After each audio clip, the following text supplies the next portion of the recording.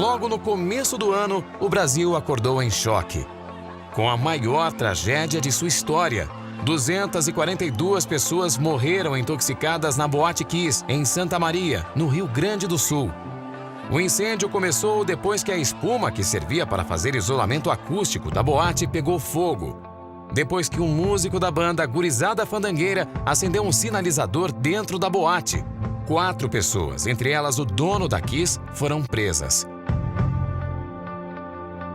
Nos Estados Unidos, Barack Obama e Joe Biden assumiram pela segunda vez a presidência dos Estados Unidos.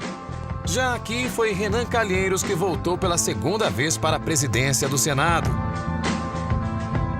Enquanto um pastor que cura gays virou presidente da Comissão dos Direitos Humanos e Minorias da Câmara. Fora da política, o atacante Sheik criou polêmica no país depois de postar uma foto de selinho em um amigo. No Vaticano, pela primeira vez em quase 700 anos, o mundo conheceu um Papa emérito com a renúncia de Bento XVI.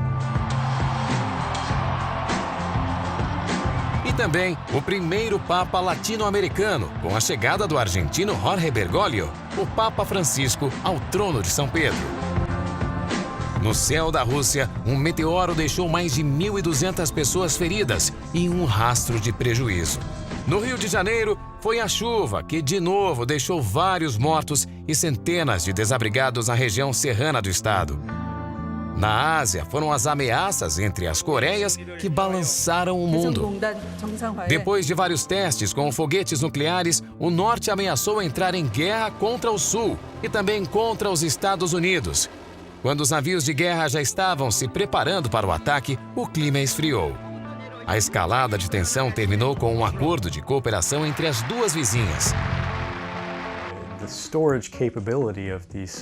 2013 foi o ano das revelações de Edward Snowden, o ex-técnico da Agência de Segurança Nacional americana.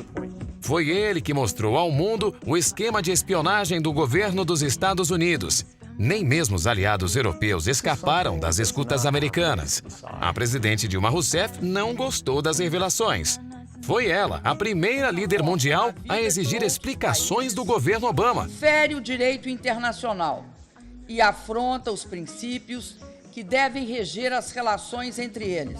Depois dela, a primeira-ministra alemã Angela Merkel e o presidente francês François Hollande também pediram o fim da espionagem. Enquanto isso, na Venezuela, chegou ao fim a luta de um dos maiores críticos do governo dos Estados Unidos. Depois de quase 1 ano e meio em tratamento contra um câncer, morreu Hugo Chávez. Seu sucessor, Nicolás Maduro, agora luta para controlar a inflação e a falta de produtos básicos em seu país. Será palavra sagrada. No Brasil, o ano também foi de luta. Começou para impedir o aumento das passagens de ônibus e metrô e terminou com exigências de mais saúde e educação e transparência política.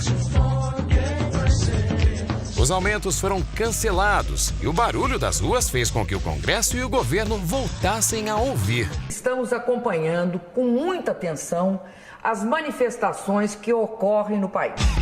A reprovação da PEC 37, constituinte para a reforma política, e a corrupção se transformou em crime hediondo. Enquanto na Índia e até na Rússia, agora é a homossexualidade que vai levar as pessoas para a cadeia. Aqui, depois de quase 8 anos, o Brasil viu parte dos 25 réus do mensalão irem finalmente para trás das grades. E também conheceu as novas caras das notas do real. O mundo foi apresentado ao novo herdeiro da coroa britânica, o príncipe George Alexander Lewis, o filho de William e Kate. A rainha comemorou 60 anos de coroação e uma popularidade recorde. Na Síria, depois das ameaças americanas de invasão, foi um acordo russo que impediu mais uma guerra.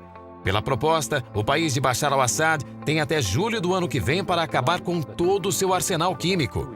Na Itália, foi o império de Silvio Berlusconi que chegou ao fim. Depois de mais de 2 anos de julgamento, o político foi finalmente condenado e expulso do Senado. Nas Filipinas, o tufão Haiyan deixou mais de 6 mil mortos, desabrigados e milhares de pessoas desesperadas por água e comida.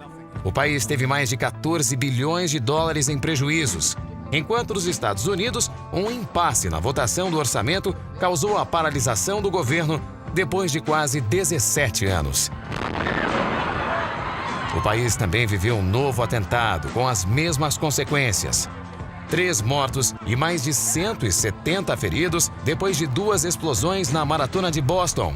2 irmãos chechenos de origem muçulmana foram responsáveis pelo atentado. Um foi morto pela polícia e o outro preso.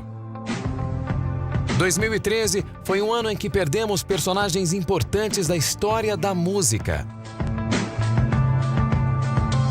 da TV e do cinema,